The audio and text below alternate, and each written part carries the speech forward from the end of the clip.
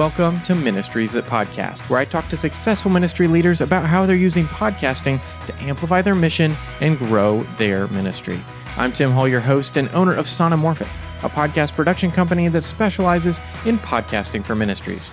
My guest today is Elizabeth Woodson. She's a Bible teacher, author, theologian, and host of Starting Place with Elizabeth Woodson. Now, Elizabeth founded the Woodson Institute. It's an organization that equips believers to understand and grow their Christian faith.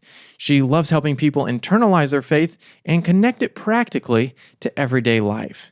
With over a decade of experience in church ministry, Elizabeth is passionate about creating pathways for discipleship and theological education in the local church. In today's episode, Elizabeth and I are going to talk about what led her to starting her own podcast in addition to another podcast that she co-hosts, why she chose to break her podcast up into seasons, and how the podcast plays into her greater strategy for the Woodson Institute. So let's jump right in. Here's my conversation with Elizabeth Woodson. Well, Elizabeth, thanks so much for joining me on the podcast today. Yeah, thanks for having me, Tim. I'm happy to be here. Yeah. So I first heard of you when I was editing an episode of the She Reads Truth podcast, one of my clients, and you were talking with Rachel and Amanda about the book of Deuteronomy, which I'm sure was a fun one to chat through.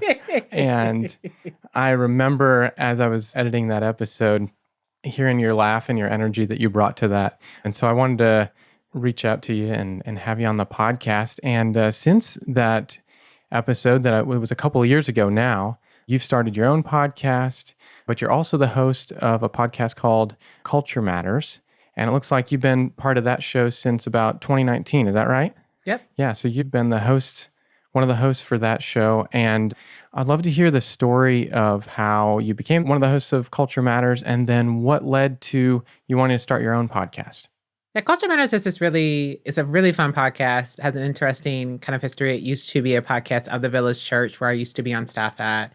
And so when I got asked to be a part of it, it still was kind of hosted and owned by the Village Church. It's now owned by another church in the local Dallas area. And so they just needed someone to be a guest to talk about theology and kind of the story of the Bible. And so I remember we did this series on creation, fall, redemption, restoration, and I would come in and provide theological perspective. And then another one of the co-hosts would kind of provide like this cultural lens of how we see those things showing up. And we just had fun. And I've always loved the intersection of faith and culture. Some of my background before ministry was in the area of kind of like urban ministry. And so always thinking about like issues of the city, issues of culture, and how they affect our faith in Jesus. And so that one guest spot turned into them asking me to be one of the co-hosts. And I was really honored because they're a great group of guys. And so we've just had a fun journey. And we podcasted during the pandemic, which was a lot of Zoom until we figured out what platforms to use. And it just is, again, I get to have the conversations with wonderful people, read books, and think about ideas in a way that I don't always get to do normally in my line of work, specifically when I was working on staff at a church. And so I've just loved that. And for me, podcasting is such a fun medium by which to reach people with information. But in my area of passion, it's to reach people in this area of discipleship.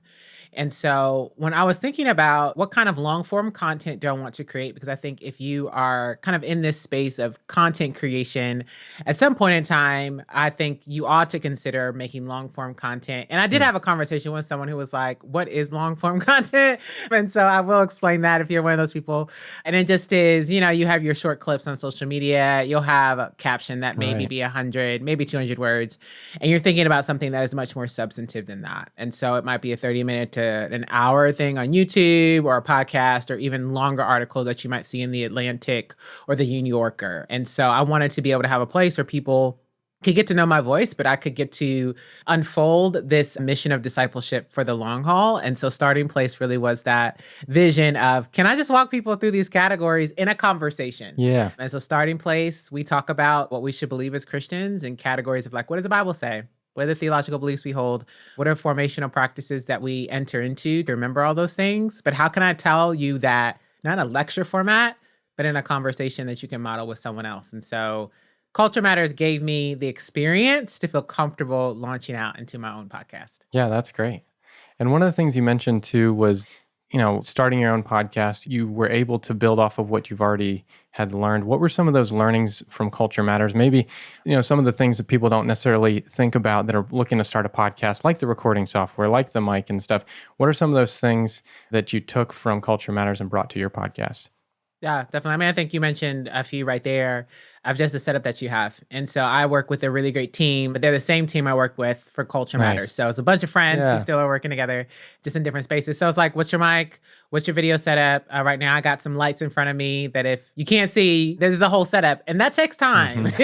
But a good setup really matters. The sound really matters. And so thinking about those things. Also thinking about, we call them run sheets, but just what is the structure for your conversation? So my goal is to have a conversation that seems effortless, seems casual. We are taking a very structured journey because it's my role as the podcast host to make sure that we hit the points I want us to hit and we land where I want us to land. And also, I'm inviting someone on to have a conversation.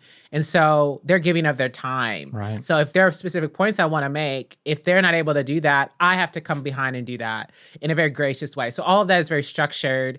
I'm in a document. It's like a Word document, Google Doc, and it just writes out questions and direction. Then also, how are you going to share your podcast with the world? And so, how are you going to share it on social media? Maybe you have an email newsletter list. And so there's all of that after production. I have a guy who does all the production for my stuff, which is very, very good. Yeah. But that's something you got to think about too. So it's kind of like these pieces behind the scenes of how do you produce really good sounding information, but then how do you share that information with the world? For sure.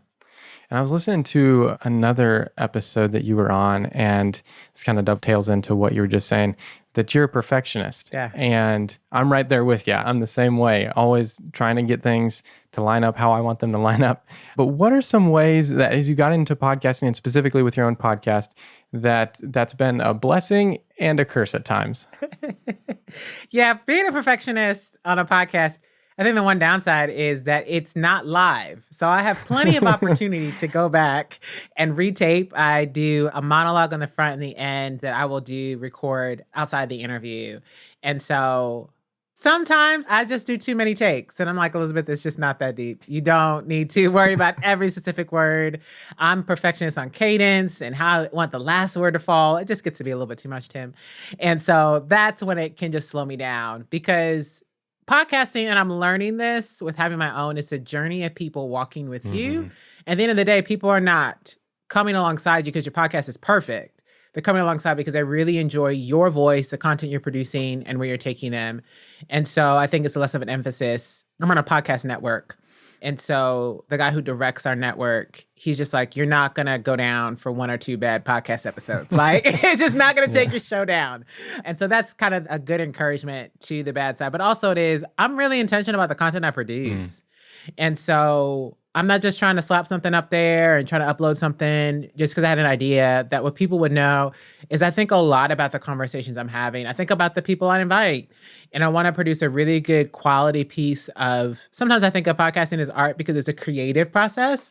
And I want to produce something that's really good for the listener. You're taking your time to listen to what I'm producing, and I want to honor that. So the perfectionism helps me, kind of pushes me forward in that. And then sometimes I have to pull myself back when it just is, I'm doing the most. Yeah. I've found myself doing way too many takes on my intro and outro. Same thing. It's like, but I didn't say that the way that I wanted to. Let's just take it again. Okay, from the top. It's like, right. And then you go back to edit it, and it's like, what was I doing? What was Exactly. But you just mentioned that you're part of a podcast network, and I think I saw that you're part of Training the Church, right? Yeah. So tell me about that partnership and what that looks like and what that value is for you as a podcaster. Yeah, the podcast network really, to me, provides a significant amount of support for the areas in which I'm not really good at. So I love creating content. I don't know how to edit my podcast. I don't know what equipment to buy. I don't really always have the capacity to kind of do all the social media stuff. And so we have a partnership. We're able to come together and they're able to support me in those ways. And I think also being able to benefit from people who've just done it better. And so one of the podcasts on our network is Knowing Faith. Right. And Knowing Faith is been around for a long time. It's very successful. And any good podcaster, you need to learn from other people who do the craft better than you do. And I have access to those people in a way where I can ask questions and have them listen to my stuff and say, hey, Elizabeth, this episode was good, but you can make it better in this way, or areas in which I can grow. And I'm always welcoming that from them. And sometimes podcasting, you just need people who are just doing what you're doing. And so it's fun. We'll all get together and we're able to talk about the experience that's unique to us. We did that recently at a conference. We were all there. And so you just need support and friendship in it. But they definitely, people comment on the quality of the podcast. I'm like, look, it's just not me. There's a whole team and I'm grateful for that team. And so the podcast network provides support to me is the biggest thing, and being able to produce something when I just don't have the capacity to do all the things on my own. Yeah, that's huge. Because I'm a podcaster as well as doing the behind the scenes stuff, I know the whole deal, but it is not for everyone, for sure. There's a lot that goes into it. And it's cool to hear too that you get together as a network and talk about what's going on. I mean, that's really why I started this podcast, because it's like there's so many folks out there that are doing the same thing. And how can we learn from each other? How can people that are wanting to start a podcast that don't know how to take the first step, or that have been doing it for a little while and want to get better at it, to hear from people like yourself that have been doing it for a while now and have that experience and expertise and can say, hey, don't worry about doing all the takes. Do it well, but you don't have to do it perfect. Exactly. So that's great. And you're in season 2 now of your podcast. And so I wanted to ask you, what led to the decision to break your podcast into seasons as opposed to some of the other formats out there? Yeah. I think people, like you said, people do kind of a lot of different things. And part of it was the rate at which I knew I could produce content. And so even when it's come to other pieces of content creation, I've had advice from people said, don't build a monster that you can't feed, right? Like, not that my podcast is a monster, but it is true. So it's just like some people produce a podcast every week. They're releasing a new episode, and it's going to build a lot of momentum for them. But the people who are doing it well, the ones who are really visible, they usually have support around them to do that. And then the support of even creating content. So it's not just one person creating content, it's a team of people, even though you just hear one person actually talking. And so I had to be honest with the other things I'm doing. Man, I may not be able to do that really well, but I can do seasons really well. And it allows me space to grow into something different if I would want that. I mean, I think it also breaks up the type of content I'm trying to produce. So for me, my podcast is along the sides of being educational. And I want to be able to create these categories that people can get their hands around. So it's like you could gather, the goal and vision is one day people could gather with a small group or gather with some friends and use the season to guide a conversation about those things in their community. And so there's a clear start and ending, right? So we're going through the story of the Bible, Old Testament, New Testament, give some clear breaking in there. And so to me, that probably was more of a decision is how do I separate the content in ways that people aren't overwhelmed by it and can take a little bit at a time, but also can use this in other educational environments within their church or faith communities. Yeah, that's great. That's super wise, because just a little personal story. When I was starting my podcast, I was like, oh, I can do weekly and have guests on every week. And then it's like, well, then you have to book guests and then they have to say yes. I was coming down to it and I was like, Tim, this isn't sustainable for you. So that's why I settled with bi-weekly, or not settled. I chose to sustain bi-weekly, just like you're saying. You chose series is a good format for me. And I think it's a great format for a lot of people that are like, okay, I have this idea to do this many episodes on this topic. Let's put that out there, see how people respond, and let's do it again. Yeah. So that's great.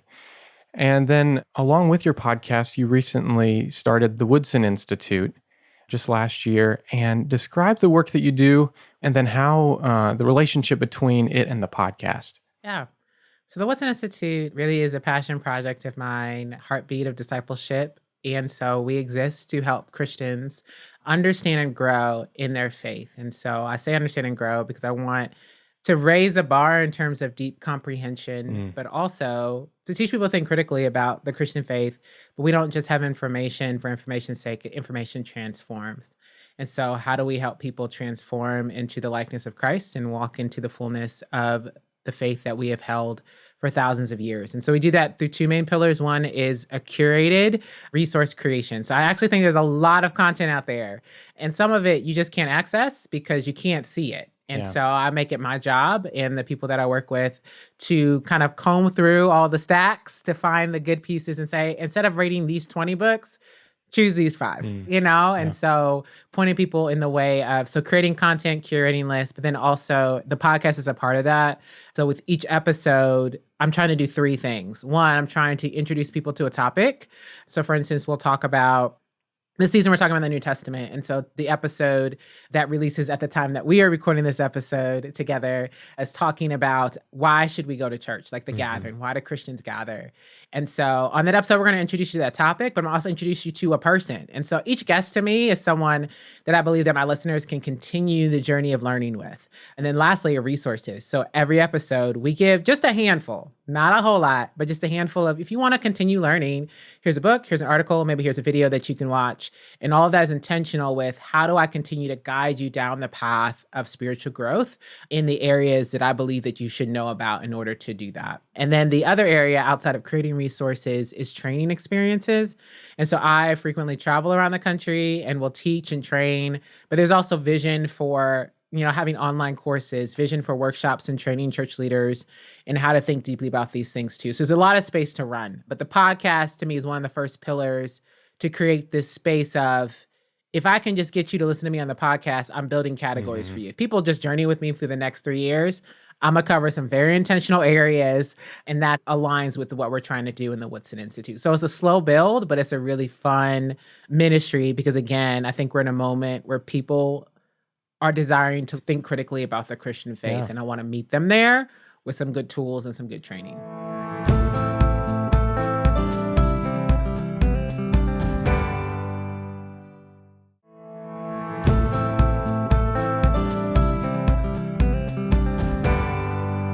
So what are some ways that you've seen already as you've been doing the podcast for almost a year at this point, how it's started to build what you're doing at the Woodson Institute? Yeah. One, I think it is just exposure. And so, I think you release your podcast into the world, so to speak. You have an idea of who's going to listen to it. It's definitely going to be your network, but then it's just people find it. And so it has been fun to interact with people who have been really hungry, but haven't known where to start. And that's kind of like, I think every good content creator, you kind of have this avatar, so to speak, of the person you're trying to reach. And my person is the hungry Christian who just doesn't know how to get started and where to jump in. And so hearing people who are just really grateful to have a place where, you're thinking really substantively about the Christian faith as a woman of color, that's really important to them. And so that's been really fun. I've also had people who have just talked about how they use it to have discipleship conversations. And so again, I want to be able to model something for people that they can do with their friends. Maybe they're a leader. Maybe they're just participating in a small group. Maybe it's just them and a buddy, that they can take this question that I have at the end of every episode. I have a question for people. They can take maybe one of the topics we were talking about in the episode and talk about that with somebody else.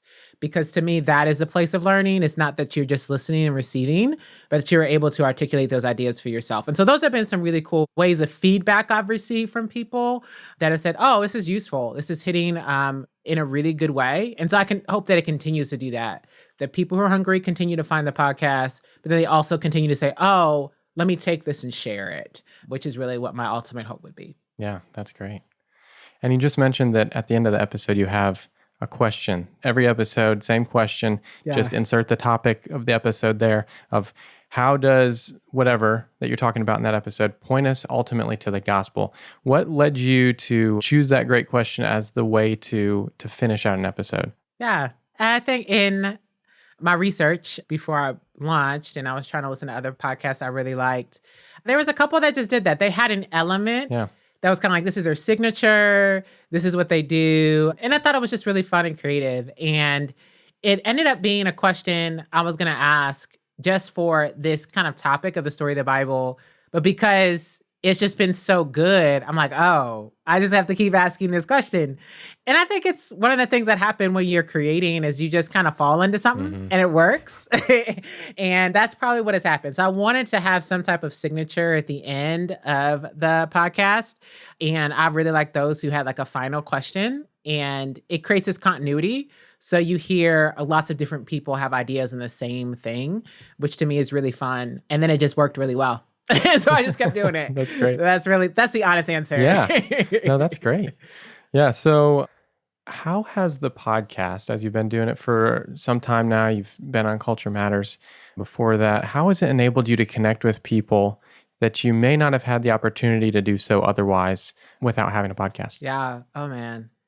I've had so many really good conversations through the podcast, and people, and you got to with the way my podcast is set up, it's just me. So I have to have a guest every week. I mean, people could listen to me. I don't think that they want to every week, just me. So you just have to be courageous and ask people that you may or may not have a connection with. So like my first season was a lot more of my network. Sure. And then the second season that network has expanded. So it was more of, I've never met you in person. I really respect your work. Would you be willing to give of your time to be on my podcast?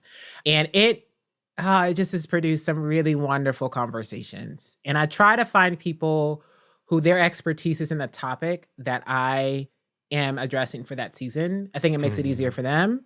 And it means that we're going to have, just because they've thought substantively about that information, my listeners are just going to be really blessed. And I remember I talked with Kay Ellis, I talked with her, Karen Ellis, about the persecuted church. And it was just phenomenal. And I had never met her before that, had seen her work from a distance. And so I think it created this really fun opportunity for me to make a connection, for me to honor somebody's work. I think that's a lot of it is you see people doing really great work. And I'm like, oh, people need to know you. They need to know what you're doing. And can I provide a platform from that? So it's this network building, but it also is, man, it's just strengthening the bonds of the community of believers. Yeah. And so I get to be encouraged by fellow brothers and sisters. I get to be, as they are answering the questions, I am spurred on more towards the things of God. And sometimes it feels like a selfish little joy that I get to have, like, I got another good conversation today. Yeah. And so I really enjoy what I do for that reason. But it means that I got slots I have to fill. And so I only have so many friends. And so that means you just have to be courageous to ask people. And everybody doesn't say yes. I have gotten back no's, but some people do.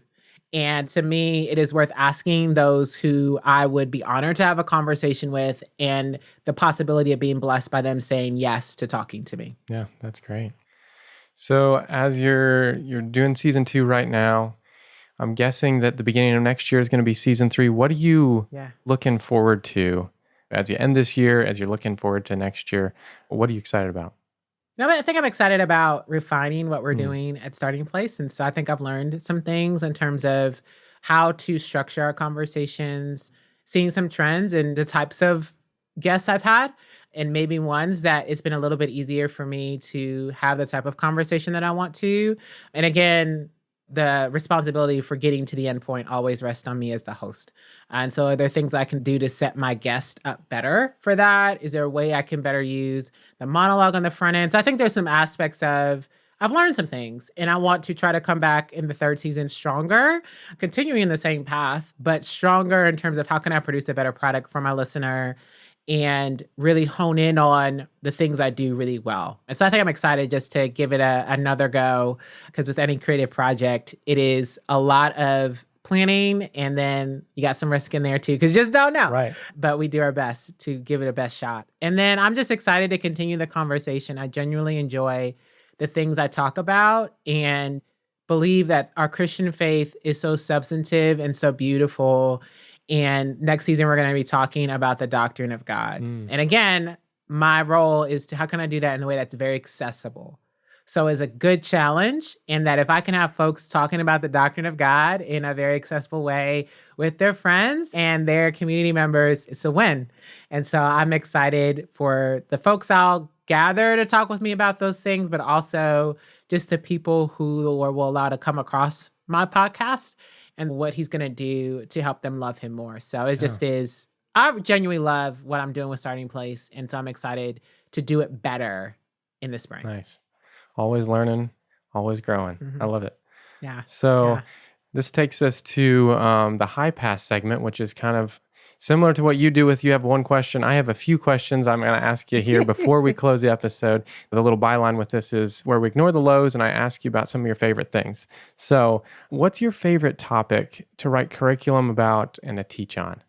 The story of the Bible, the meta narrative of Scripture, telling people what the Bible says from Genesis to Revelation. Favorite thing. Nice.